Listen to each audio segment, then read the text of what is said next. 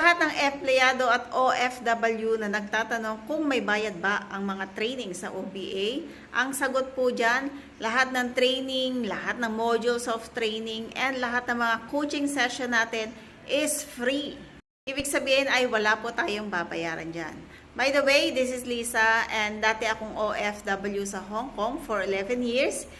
At ngayon may mga natutulungan na rin tayo ng mga kapwa ko OFW at mga empleyado na kumita dito sa online gamit itong OBA system.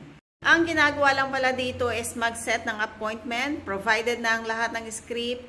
Kaya kahit wala kang experience, basta coachable ka and willing ka magbigay ng oras, is pwedeng-pwede ka rito.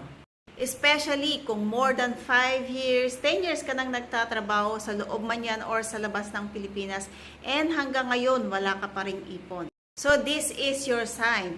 Para maturuan din kita and para mag-guide kita personally, mag-comment ka lang sa ilalim na video na to and huwag mong kalimutan na i-like and i-share. See you po and God bless.